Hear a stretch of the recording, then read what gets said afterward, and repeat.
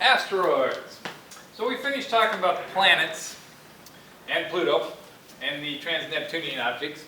So now we want to talk about what we call minor planetary bodies, asteroids, comets. So first thing we're going to talk about is asteroids.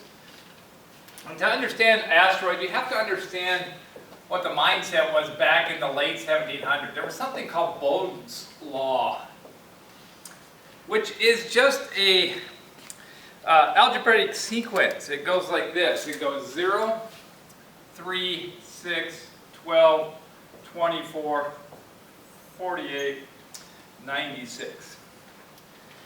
And you're like, oh, okay. All you're doing is you start with 0, 3, and then you just double the one before it to get the next number. But if you do that, and you add 4 to it,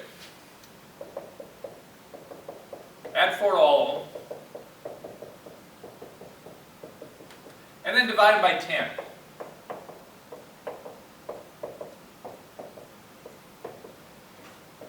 So you know, you're wondering, where is he going with this? All right, but if 0 plus 4 divided by 10 is 0.4. 3 plus 4 divided by 10 is 0.7. 6.4 is 10 divided by 10 is just 1. 12 plus 4 is 16 divided by 10 is 1.2. 1.6, I mean. 2.4 plus 4 is 2.8. 5.2 and 10. And you're like, okay, why is that interesting? Well, if you remember from our planets, even in the late 1700s, they realized that Mercury was at a distance of 0.4. It's actually 0.38, so it's very close. Venus is at 0.72. Earth is 1. Mars is 1.6. Okay, a little bit off. It's 1.52, but it's close to that. There's nothing at 2.8. Jupiter is close to 5, and Saturn is at 10. So they looked at this and go, oh, what does this mean? What this means is absolutely nothing. But it's just kind of the random width of how the planets ended up being spaced. We realize now, especially when we found planets around other stars, that that's not always this case, that our solar system may be the exception. But the key with this was they said, look, all these have planets, except that one. So that got people interested back, and this was in the late 1700s, saying, let's look for a planet at that distance and see if we can find one. And they started looking for one, and sure enough, the Italian astronomer, Giuseppe, should I spell this right? Giuseppe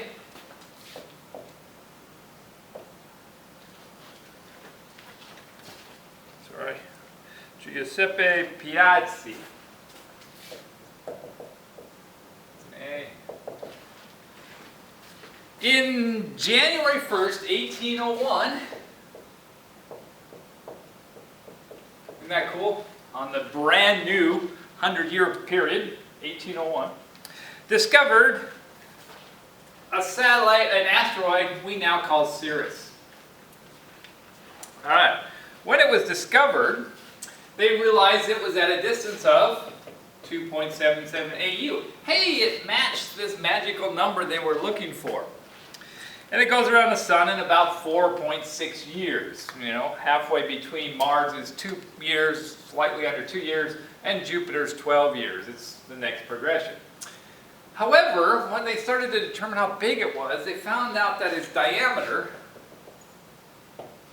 was about 1,000 kilometers across.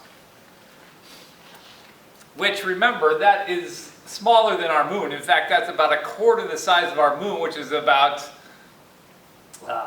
1/12 the size of the Earth. So this is not a large object, and this is the largest asteroid out there. But at the time, they called it a planet. In fact, at first they were calling it Piazzi's planet, then they decided they want to keep with the Roman theme, and so they called it Sirius. And if you look at textbooks in the early 1800s, they have Sirius listed as a planet. Now then what happened? Well, then in the 1800s, people kept looking, telescopes got better, and they started finding other ones.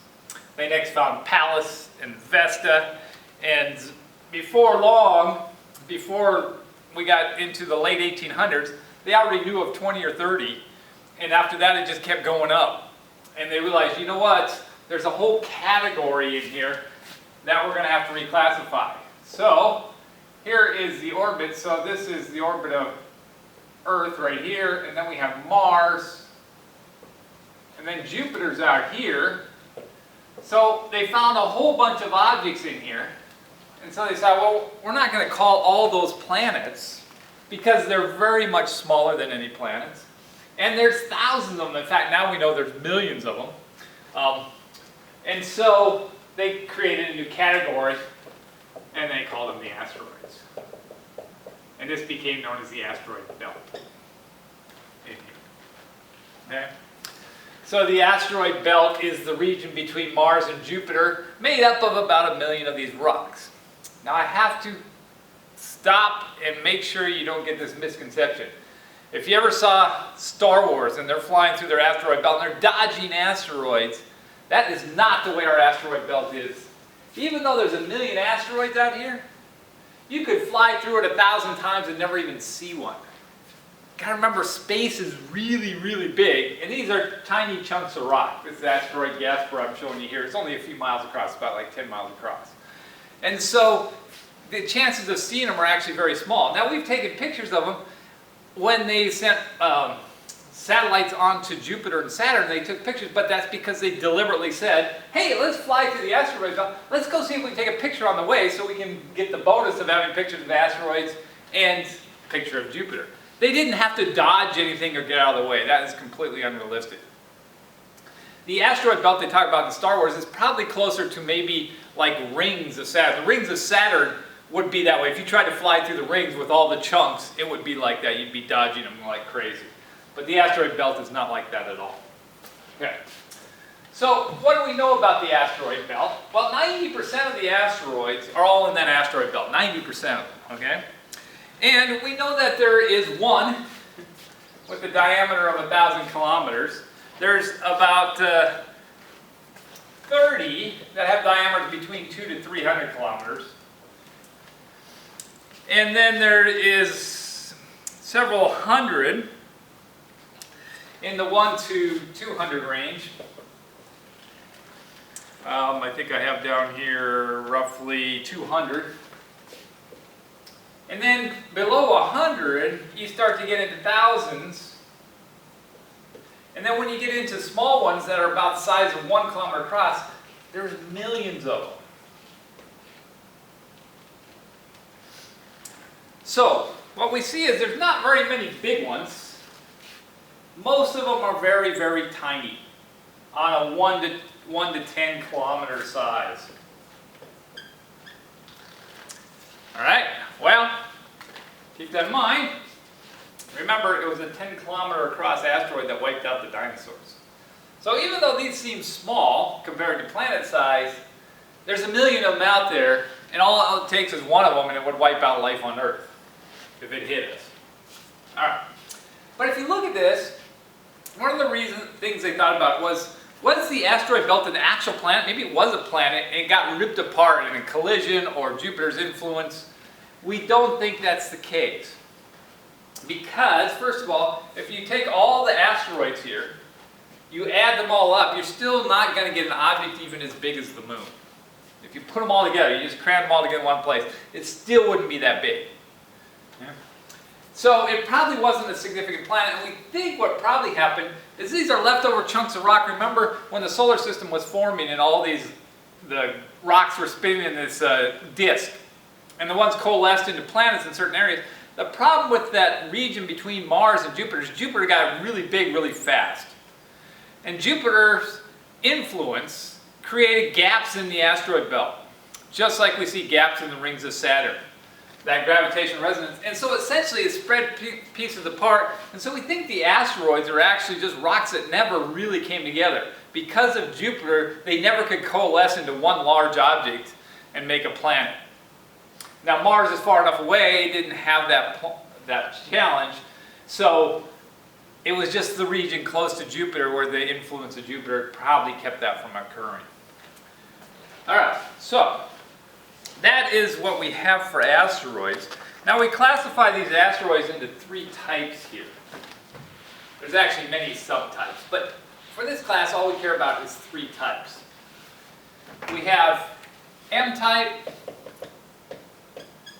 S-type, and C-type. And remember it this way, M stands for metals. S is stony or silicates. We'll just call it stony. And C-type are carbon. Yeah. So, the most common ones are the S-type, the stony asteroids, which are just chunks of rock, like this one here. It's just a chunk of rock. The material that the rock is made of is very similar to the crustal material of the Earth or any of the terrestrial planets. So it's not much different. It's silicon dioxide and a lot of stuff that you would find in most rocks. The M1 are very interesting because these are metals. These are almost just pure metal. I mean, lots of metal. Miles across of metal. So it's very cool to think about this because you have this rock of metal. Where did that come from? Well, we do think that at one time there might have been an object fairly large. You have to be about 1,000 kilometers across or so, about Sirius size, because Sirius is actually perfectly round.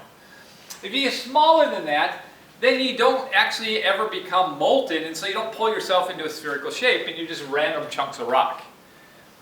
But if we had one that was pulled into a spherical shape, like a Sirius size one, then remember all the heavy metals, the iron and nickel, sinks down to the core.